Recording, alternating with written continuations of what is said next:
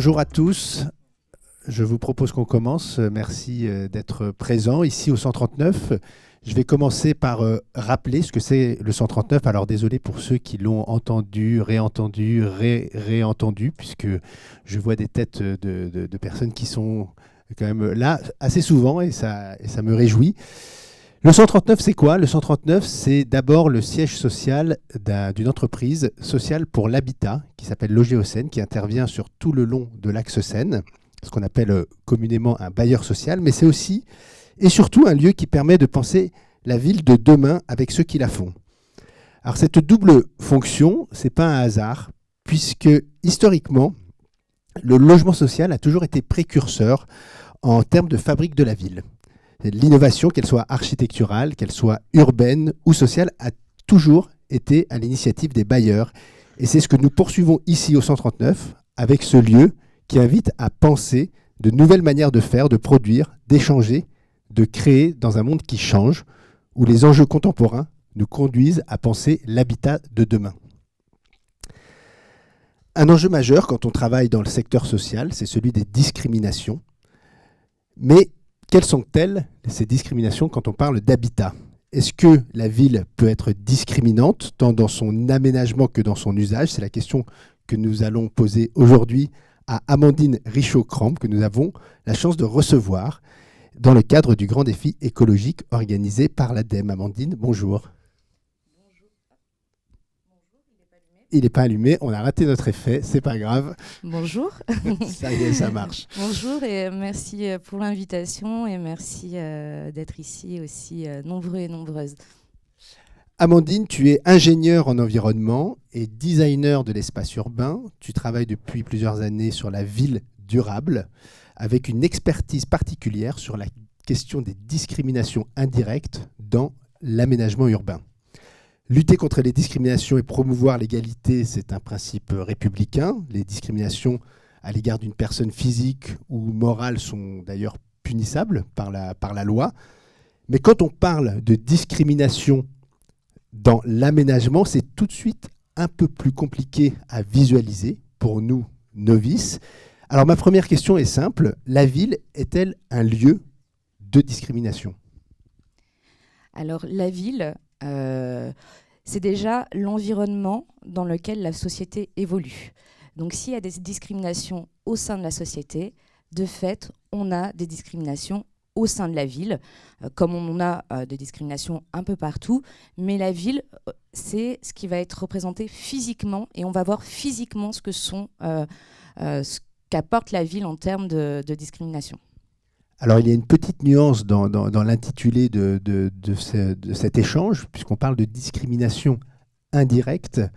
Dans quelle mesure c'est important de noter cette spécificité? Donc, comme tu l'as dit avant, les discriminations, ce qu'on va dire les discriminations directes, sont punissables par la loi. Il y a à peu près 27 déterminants où, si vous le faites d'une façon volontaire de discriminer, quel que soit le type de discrimination, ça peut être sur le genre, sur le handicap, sur l'origine sociale et autres, ça c'est punissable par la loi. Ce qu'on appelle les discriminations indirectes, c'est le même type de discrimination, sauf que ce n'est pas volontaire. Ça se fait de façon involontaire par la façon dont on travaille ou la façon dont on crée des choses ou même des choses tout simplement des usages au quotidien. Je pense qu'ici, vous avez peut-être potentiellement tous et toutes fait malgré vous des discriminations indirectes. Et je peux vous donner un exemple qui est très facile sur une discrimination par rapport au genre. Quand vous êtes en réunion de travail et que vous décidez de faire des réunions à 18h30 ou 18h un mercredi, de fait, il y a une certaine catégorie, c'est-à-dire souvent les femmes, qui sont exclues de fait par ces réunions. Donc, ce n'est pas fait exprès, mais ce choix-là va faire des discriminations indirectes. Et là, on n'est pas sur la ville, mais on est sur du quotidien. Et il y a pas mal de choses qu'on peut prendre comme exemple comme cela. Effectivement, c'est ce type de discrimination dont il s'agit. Et avant de passer aux exemples concrets qu'on peut observer dans la ville, je te propose que tu nous éclaires sur les publics qui sont discriminés? Alors, il y a un très large type de publics qui sont discriminés. Moi, c'est vrai qu'aujourd'hui, je vais vous faire autour de 3 types de populations. Les populations les plus précaires sur les groupes socio-économiques.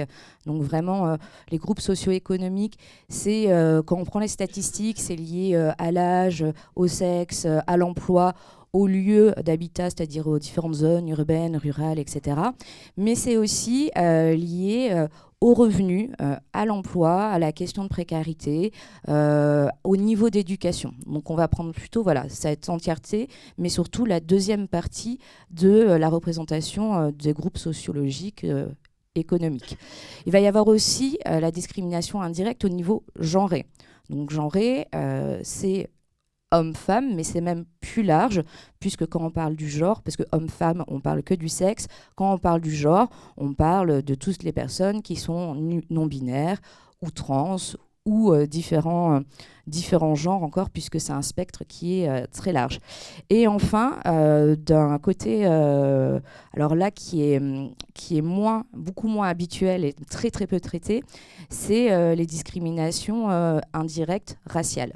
Alors, ça fait toujours un peu peur quand on dit le mot racial, puisque c'est quelque chose qui est un peu tabou en France d'utiliser ce mot, mais vraiment dans tous les programmes universitaires et dans la recherche, et même au niveau international, on parle de race et pas d'ethnie, parce que la race est aussi une construction sociale, c'est pas une couleur de peau ou autre, ou d'un pays, c'est vraiment une construction sociale, pas uniquement liée à de la culture ancestrale ou du lieu où on vit, c'est beaucoup plus large sur des habitudes et d'autres choses en fait. C'est très large aussi, c'est complexe, mais j'aurais pas le temps de tout expliquer. Donc moi, je vais vraiment prendre ces 3 prismes-là au niveau de l'aménagement urbain, mais sachez que je fais un travail beaucoup plus large qui est les discriminations indirectes engendrées par les politiques de transition écologique et même les systèmes d'aide pour aider justement à cette transition écologique. Pourquoi ce choix donc ces 3 prismes que tu as évoqués, les groupes socio-économiques, le genre et les discriminations raciales? Et pourquoi ne pas parler des personnes âgées, des personnes en situation de handicap ou d'autres types de publics qui peuvent être sujets à des discriminations? Alors j'ai fait ce choix-là car au final ces publics sont un petit peu intégrés de fait. Déjà sur les personnes en situation de handicap, il faut savoir que c'est réglementaire dans la ville. Même si ce n'est pas appliqué, il y a des lois, des décrets qui donnent des obligations sur l'accessibilité, sur les trottoirs, les lieux publics, même chez les bailleurs sociaux. Et là c'est réglementaire. Donc de fait, il faudrait que j'étudie toutes les villes qui ne mettent pas en place n'importe quel lieu qui correspondent aux droits. Donc ça, je ne le traite pas puisque c'est une question de droit. Enfin, sur la deuxième partie qui était les personnes âgées, là, c'est une catégorie qu'on retrouve justement dans les plus précaires, dans les catégories socio-économiques les plus précaires, puisque moi, je m'intéresse aux précaires, au seuil de pauvreté. Et en plus, il se trouve que aujourd'hui, dans les personnes les plus âgées qui fréquentent les villes, ce sont toujours les femmes, puisqu'on a toujours un taux de mortalité, ou en tout cas plus important chez les hommes que chez les femmes, en tout cas dans la vie, et surtout dans les villes avec un passé industriel. Alors je profite de cette intervention pour justement rebondir sur la question des femmes. Si on prend les discriminations genrées, c'est un sujet on n'a pas l'habitude d'en parler, pourtant on sent que c'est en train d'arriver. Là, on m'a transmis avant une émission sur France Inter qui traite de ce sujet. Exactement, à 10h, il y avait une émission sur France Inter que j'ai écoutée d'ailleurs, et qui traitait du genre dans la ville. Je vous la conseille, c'était très bien, et les 2 personnes en parlaient certainement mieux que moi. Et donc, pour basculer sur la question entre les publics et les exemples concrets de discrimination dans la ville, est-ce qu'on peut considérer qu'aujourd'hui, les villes sont faites par des hommes pour des hommes? Alors oui, c'est même une phrase connue d'un géographe français. Et tout simplement, pourquoi c'est fait par des hommes pour des hommes? C'est que pendant très longtemps, hein, pendant des années, l'espace public et la ville, le déplacement appartenait aux hommes, puisque c'est eux qui allaient travailler, c'est eux qui étaient sur l'espace public, et c'est eux aussi qui avaient le niveau d'éducation ou même seulement le droit de travailler sur ces sujets-là. Donc l'homme est vu comme une personne plutôt qui agit à l'extérieur, alors que la femme est plutôt une personne de l'intérieur, c'est-à-dire du foyer, là historique hein, aussi, mais ça continue un petit peu, et on se retrouve avec la femme qui s'occupe des enfants, du foyer, et les déplacements qu'elle fait, ça va être pour l'école, pour les courses, sur voilà, des déplacements qui sont très restreints et qui ne correspondent pas à l'ensemble de la ville. Ça, c'est quelque chose qui existe depuis des décennies, voire plus.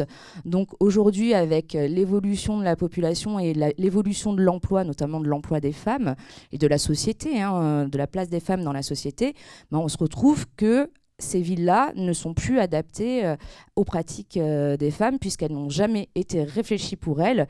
Et de même, outre réfléchi pour elles, si c'est fait pour les hommes, en plus, c'est réfléchi pour un certain type d'homme, d'une certaine type de taille. Donc même pour les hommes, il y a de la discrimination pour eux-mêmes dans la construction. Sans même parler des noms de rue qui sont quand même en grande majorité des noms masculins.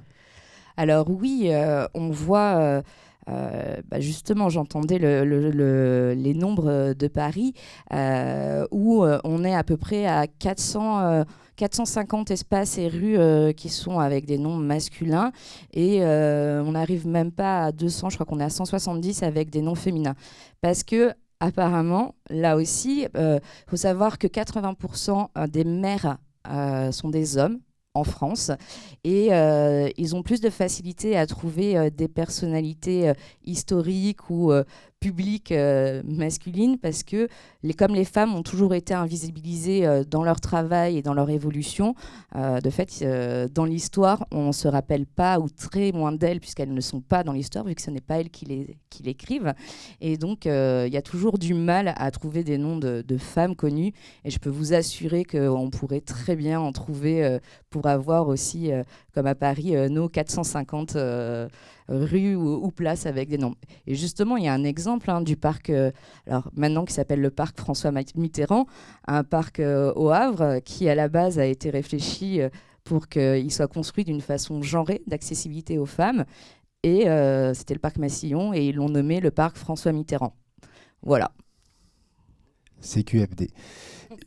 Pour continuer, peut-être, ça serait intéressant, afin de rentrer vraiment dans le concret, que tu nous donnes des exemples d'aménagements urbains qui, même si ce n'était pas volontaire, sont discriminants pour les catégories, les trois catégories que tu nous as présentées.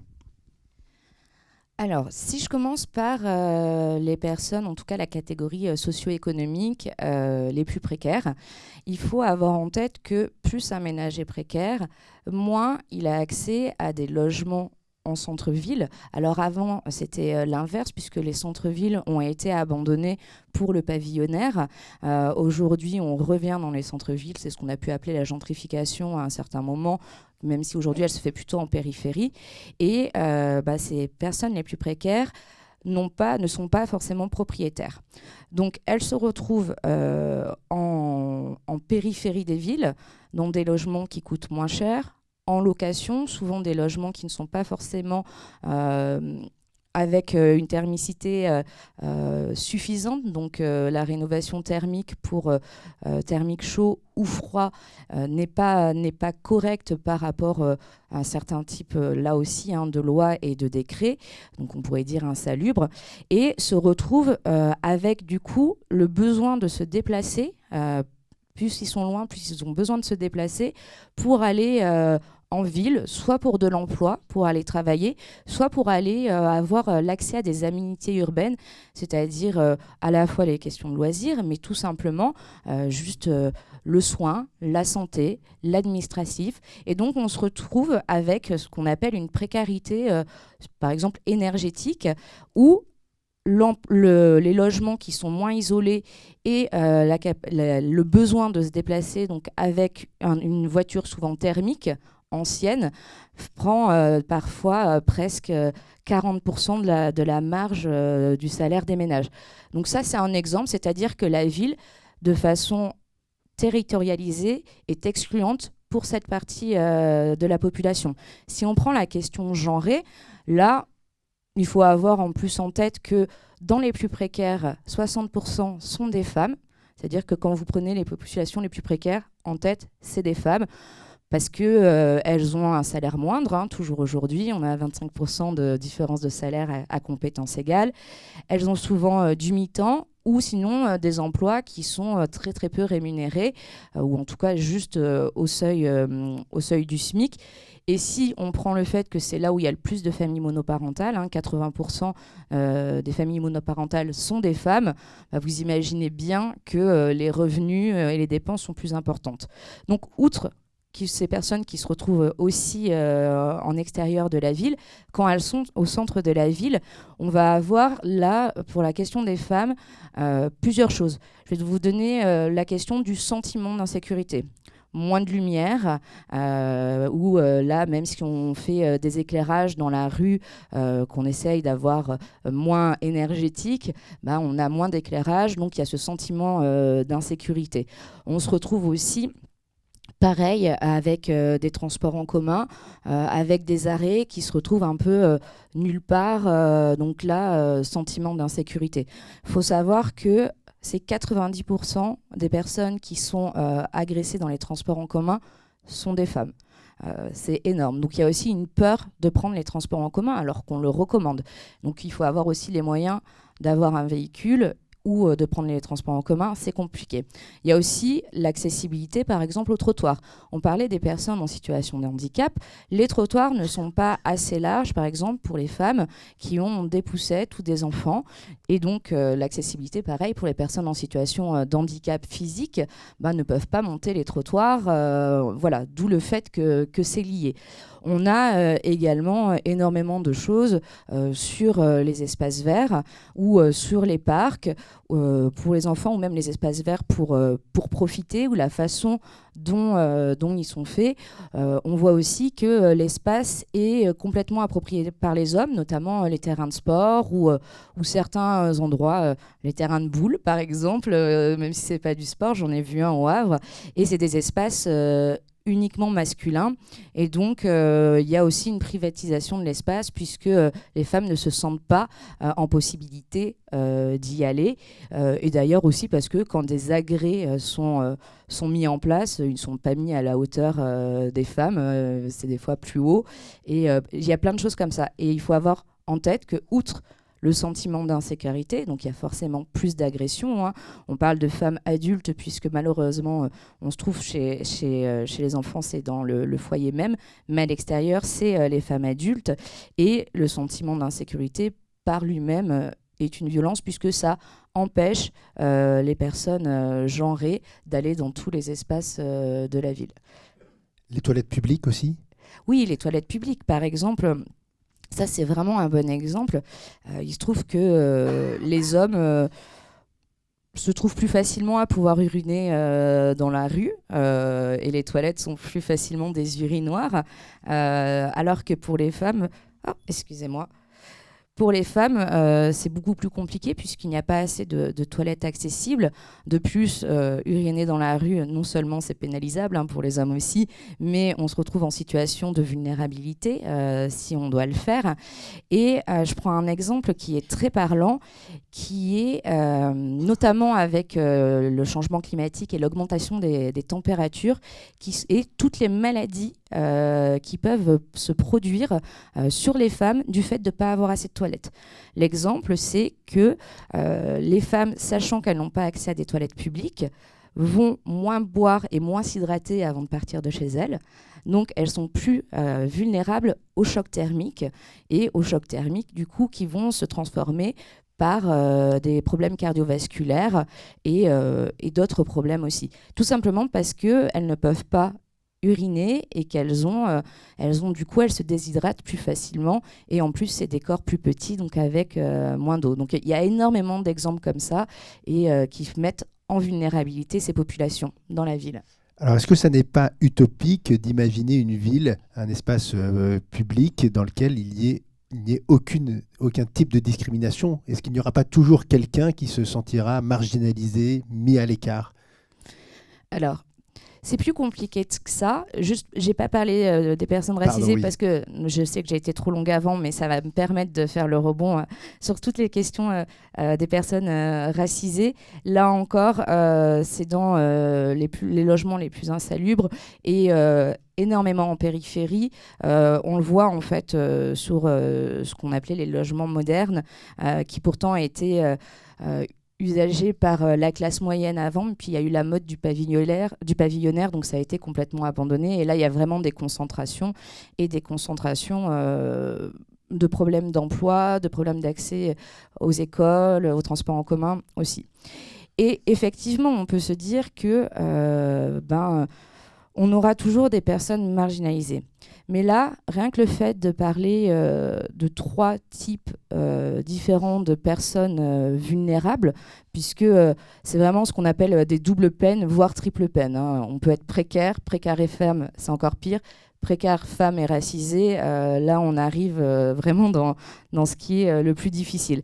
Et rien que déjà de faire cet effort, de pouvoir prendre en compte et de réfléchir à la ville de façon à ce qu'elle soit la plus accessible, la plus inclusive, qu'elle prenne les publics les plus vulnérables, ça veut dire que même s'il y a d'autres personnes à qui on n'a pas pensé, eh ben, ça va venir naturellement puisqu'on aura déjà ouvert la voie d'ouvrir et de sortir en fait de ces villes qui sont construites et gérées uniquement par un modèle d'homme patriarcal ou autre chose et excluant. Donc il y aura peut-être toujours des populations marginalisées, mais là aujourd'hui ce qu'on voit à ce temps T, c'est ces populations-là les plus précaires.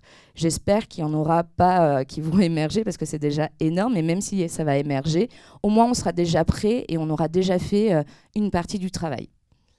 Avant de passer aux solutions, est-ce qu'il existe aujourd'hui des diagnostics des villes pour évaluer leur niveau discriminatoire? Malheureusement, ça n'existe pas. On a des données INSEE, donc, où on peut voir que c'est des données INSEE générales et on peut avoir ce qu'on appelle des statistiques carroyées, c'est-à-dire que c'est des statistiques qui sont intégrées sur un plan géographique. Donc on peut avoir sur une carte, on peut avoir des couleurs montrant là où il y a des populations plus précaires ou autres. Sauf que par rapport aux statistiques, il faut savoir que elles sont très cadrées. Il y a vraiment un cadre très fort et donc elles ne sont pas forcément superposées.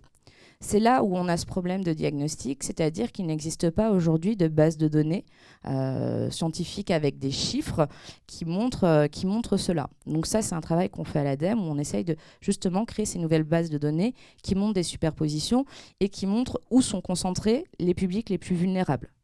Je peux vous assurer que c'est bizarrement au même endroit. Sur les questions de diagnostic aussi, c'est qu'on va avoir des diagnostics sur... alors déjà, sur le socio-économique, ça, on l'a. Sur la précarité, parce que c'est le plus facile à calculer en fonction du seuil de pauvreté. Hein. Pour rappel, le seuil de pauvreté, ça veut dire qu'on gagne moins de 1100 euros bruts par mois. Donc, on est sous le seuil de pauvreté. Ensuite, on a ce qu'on appelle les ménages modestes ou précaires. Ça veut dire qu'on est entre le décile 1 et le décile 3. Donc, c'est là aussi des revenus annuels qui sont choisis par l'INSEE. Et donc, ça, on peut le voir. on peut le voir et donc on peut se dire à tel endroit il y a telle personne alors que donc elles n'ont pas accès puisqu'on a aussi les chiffres de là où sont les transports en commun, en tout cas on a les plans.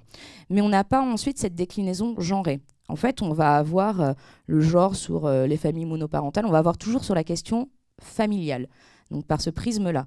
Et il faut savoir que tout ce qui est personnes racisées, les statistiques sont interdites en France.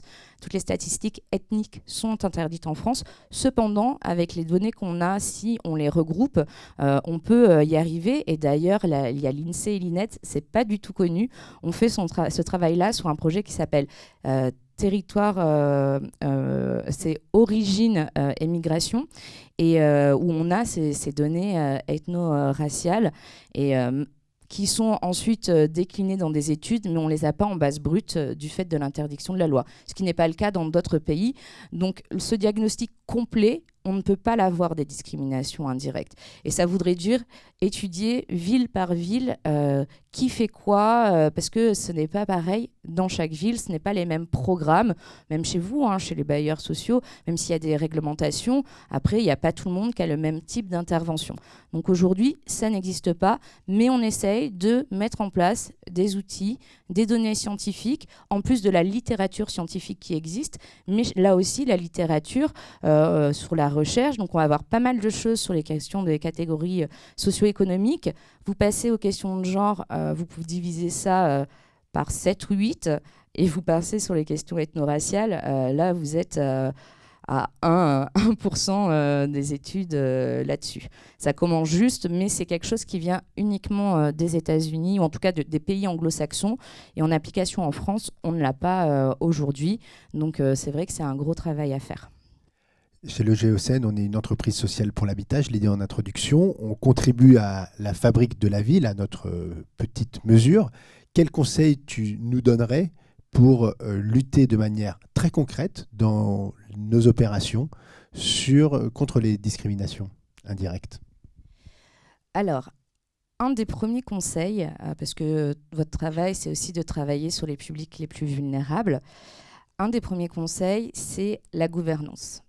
C'est-à-dire que, on a dit, la ville est construite par des hommes pour des hommes. Dans la gouvernance, il faut mettre des publics différents. Il faut mettre plus de femmes, puisqu'aujourd'hui, on le voit dans les postes de cadre ou de décision, on n'a pas du tout de femmes. Les chiffres que j'ai, c'est au niveau mondial, mais ça va être 12% des femmes à des postes de responsabilité sur les questions de transition écologique ou d'urbanisme. On monte à 25 en France. C'est quand même pas énorme.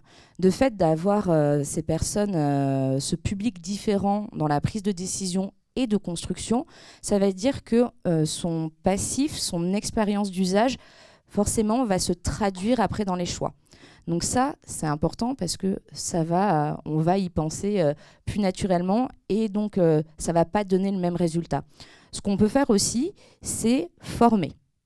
L'éducation, la formation, justement, des employés, et pas que des employés, aussi des locataires ou des propriétaires de logements, quand vous êtes bailleur, il faut former les populations, mais aussi il faut former au fonctionnement et former les personnes qui vont travailler dessus, parce que là encore, ce n'est pas, je prends l'exemple des femmes ou des personnes racisées, ce n'est pas encore à elles de faire tout le travail, puisqu'elles font déjà le travail d'essayer de se sortir de leur situation qui est discriminante de base, dès la plus tendre enfance, et encore devoir se battre pour avoir des places. Il faut aussi former les hommes à laisser la place et travailler sur l'équité. Alors, on a parlé d'égalité tout à l'heure.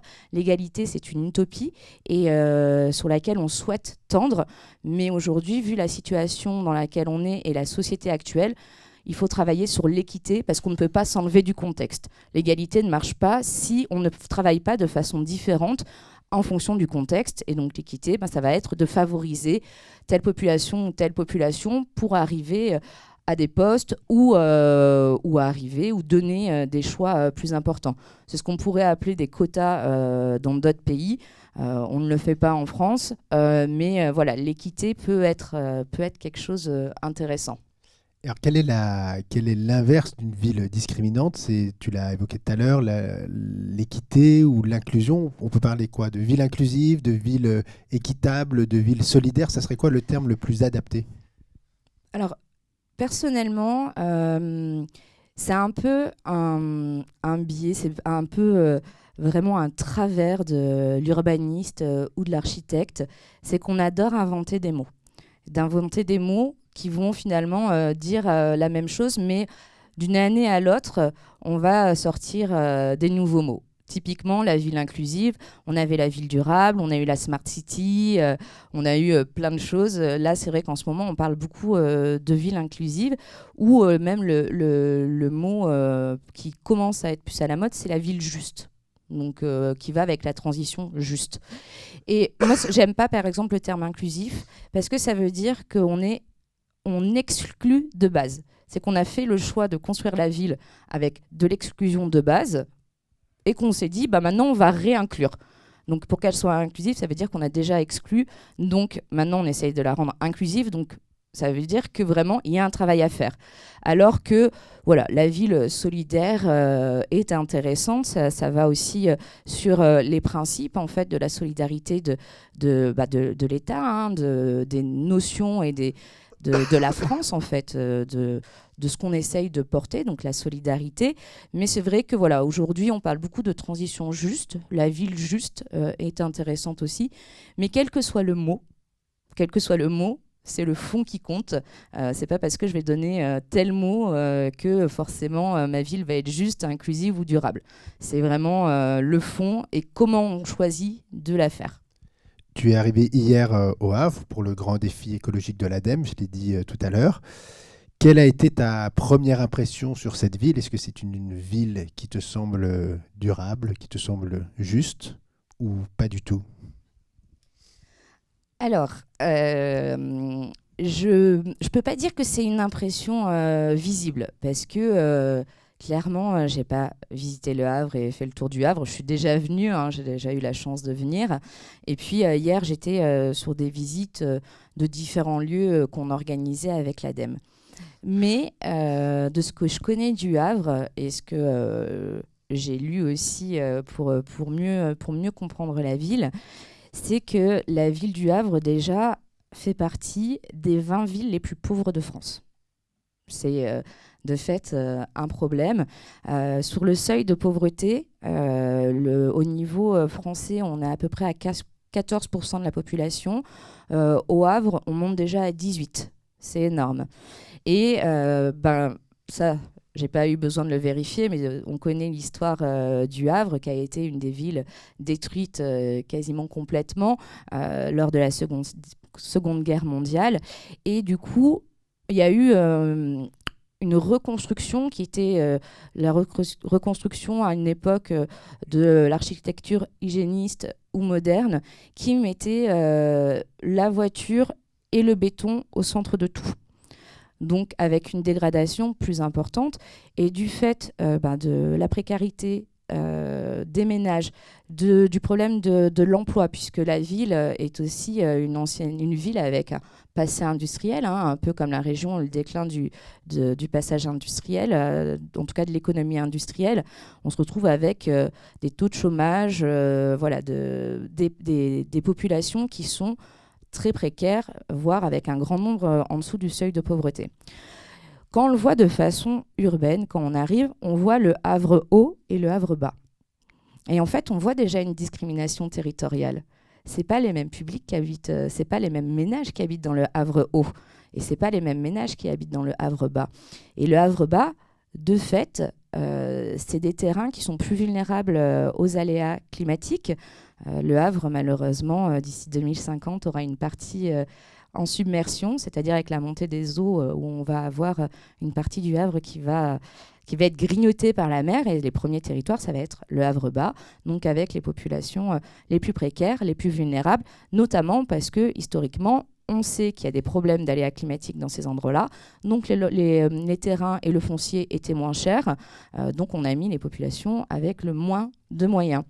Et dans une ville comme Le Havre, il se trouve que avec un peu la redistribution de la fiscalité territoriale qui existe aujourd'hui, avec la décentralisation de l'État, quand même une des recettes les plus importantes pour une collectivité, et donc pour ensuite investir dedans, c'est la taxe foncière exclusivement ou la taxe ordure, puisque la taxe d'habitation a été supprimée.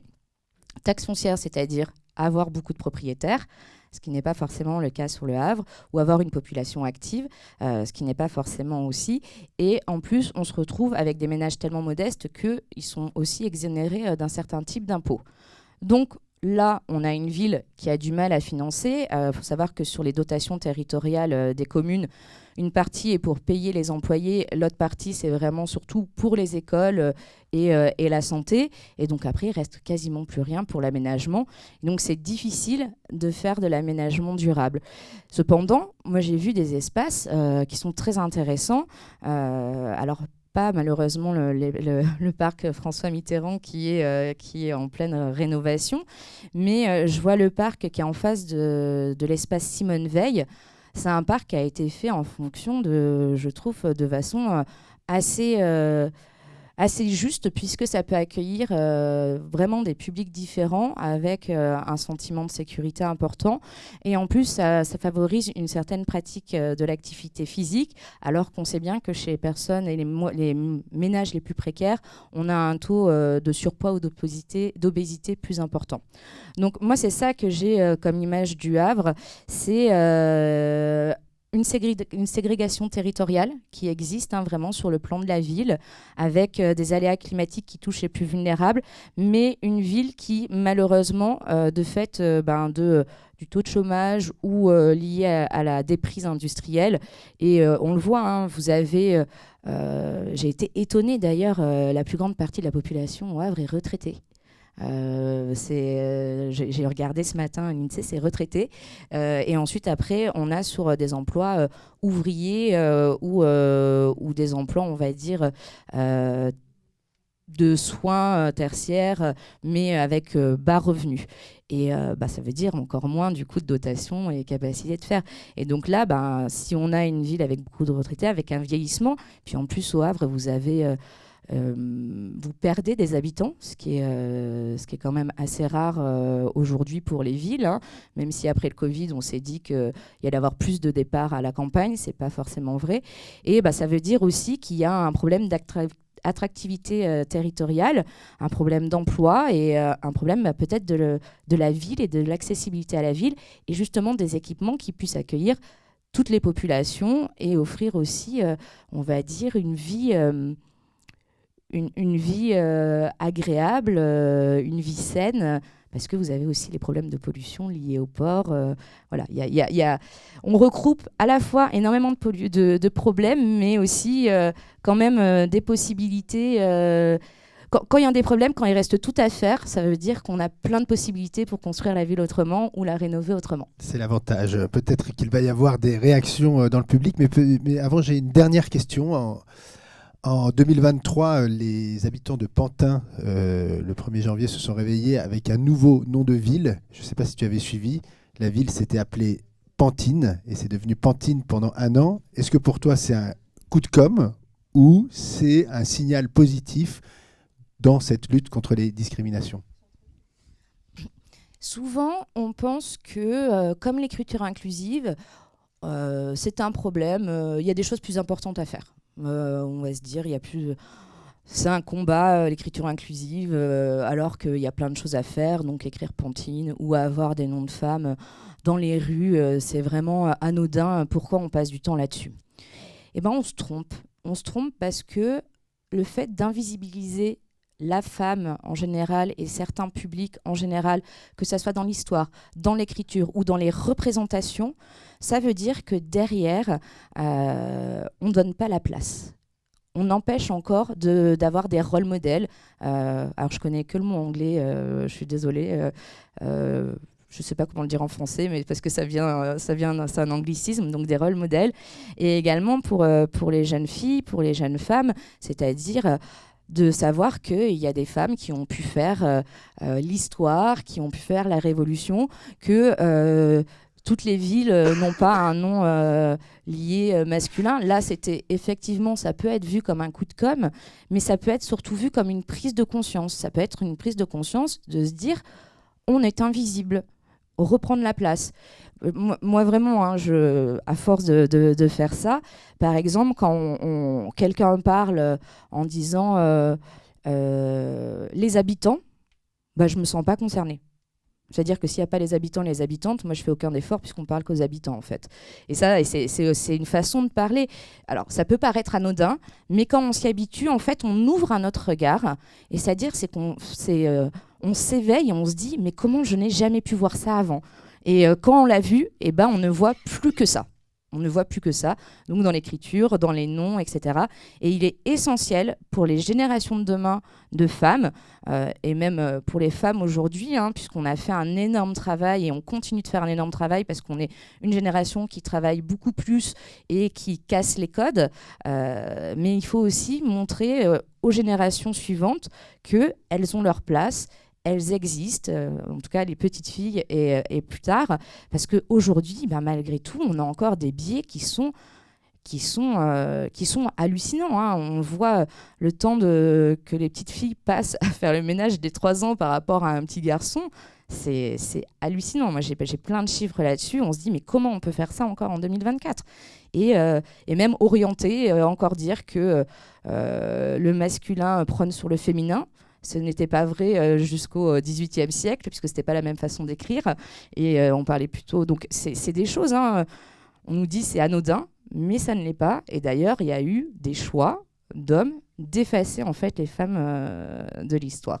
Donc, remettre en visibilité, pour moi, c'est important parce que ça donne un signe d'inclusion. Merci, Amandine, pour ces éclairages. Est-ce que dans le public, il y a des questions à poser directement ? Ici, Thierry, je vois, pardon.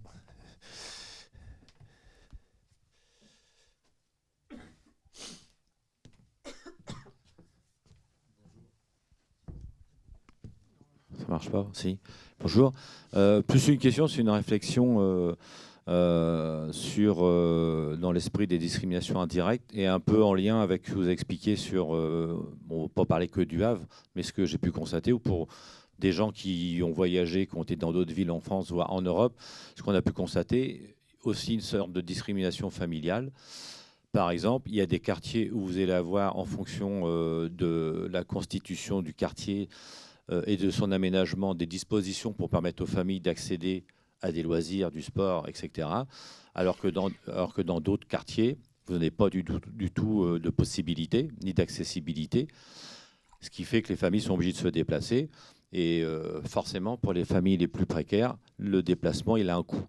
Donc, j'ai eu l'occasion, moi, d'aller dans certaines villes où j'étais impressionné de voir que près des espaces publics, des espaces administratifs qui accueillaient des familles, on voyait toujours des aires de jeu ou des dispositions qui permettaient de venir avec des enfants. Et je trouve aussi que dans beaucoup de villes, enfin, c'est une particularité française, je ne les connais pas toutes, il y en a qui font peut-être les choses très bien, mais de mettre à disposition des familles, alors pour le coup, on ne va pas dire que c'est que les mamans qui se déplacent pour faire des démarches, mais des aires de jeu, des aires de loisirs, ça doit exister dans tous les quartiers, ça doit être accessible un peu partout, et ça doit être, voilà, ça va être constitutif d'une démarche d'aménagement d'un territoire ou d'un quartier, pas forcément par le bailleur, parce que la réflexion, elle est quand même en amont politique. Je ne pense pas qu'un bailleur, qu'il soit le Géo, 3F ou Alcéane, il arrive en disant « moi, je vais faire ça, comme ça, comme ça ». Non, puisqu'il y a des PLU, il y a des réglementations qui s'imposent. Merci pour cette réflexion et ben, l'accroche là sur le plan politique est très important. Les décisions aujourd'hui, c'est encore quelque chose que les maires ont sur le plus gros pouvoir, c'est l'urbanisme. Et ben, malheureusement, aujourd'hui, il existe des choix des élus qui sont là faits exprès de choisir, selon les aménagements qu'ils vont faire, quelle population ou pas ils veulent avoir dans leur ville.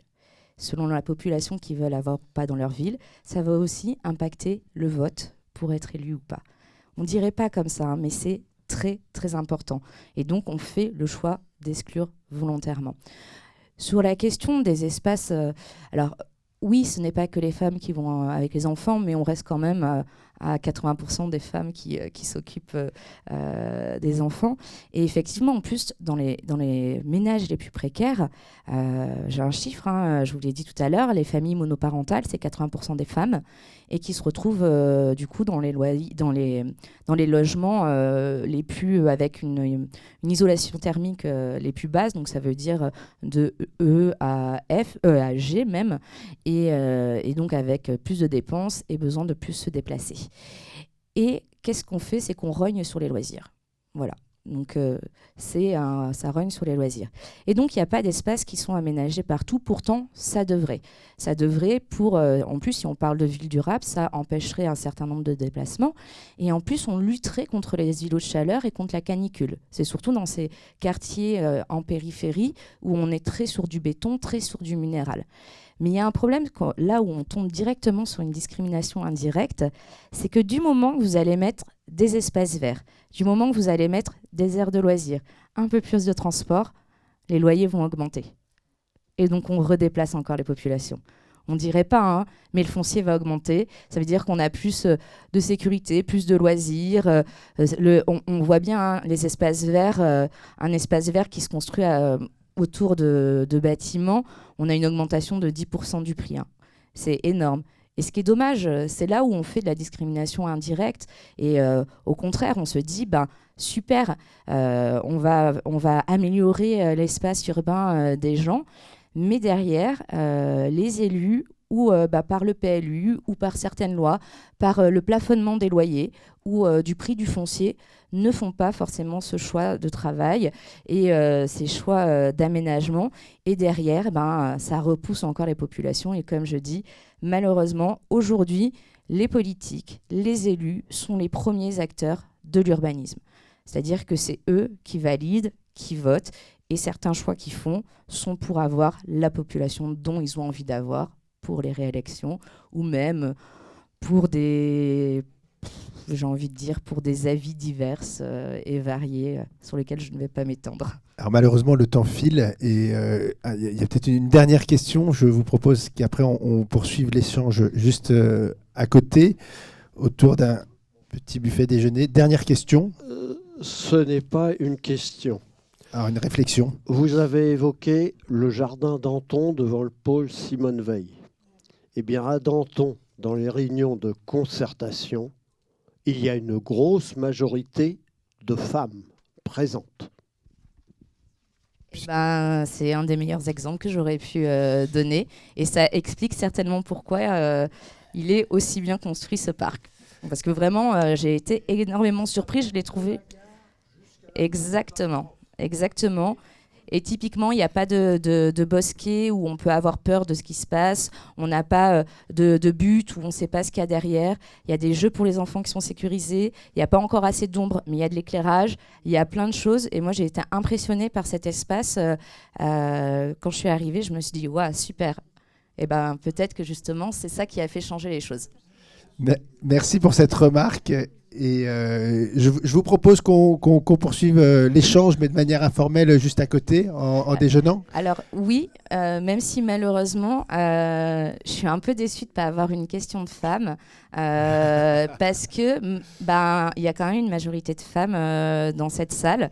Et voilà. Et je vous remercie, hein, messieurs, de poser des questions et de vous intéresser au sujet.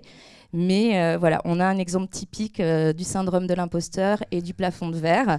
Et je suis désolée de voir ça. Donc si quelqu'un veut poser une question, une femme, j'aimerais bien en prendre une. Allez, une dernière question.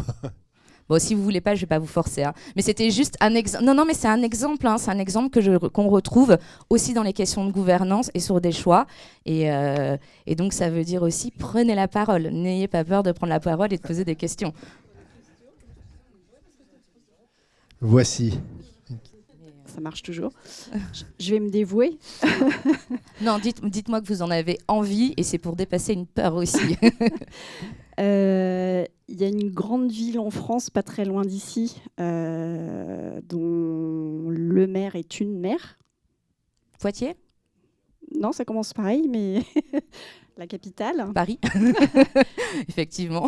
Est-ce que vous trouvez qu'il y a des différences depuis qu'elle est sur cette fonction et qu'il y a des choses qui évoluent sur vos travaux de recherche, hein? On ne parle pas du reste qui peut être polémique. Elle en a déjà suffisamment de casseroles. Est-ce que vous trouvez des choses qui évoluent à ce niveau-là ? Alors, c'est difficile de parler de Paris. Parce que on est sur une métropole et en plus les compétences, les différentes compétences, que ce soit sur le transport ou sur la ville, c'est pas les mêmes. Ça va être la région, va y avoir le département, surtout la région. Il y a la région et la ville de Paris. Et il se trouve que vous connaissez bien la guerre intestine entre Anne Hidalgo et Valérie Pécresse. Voilà.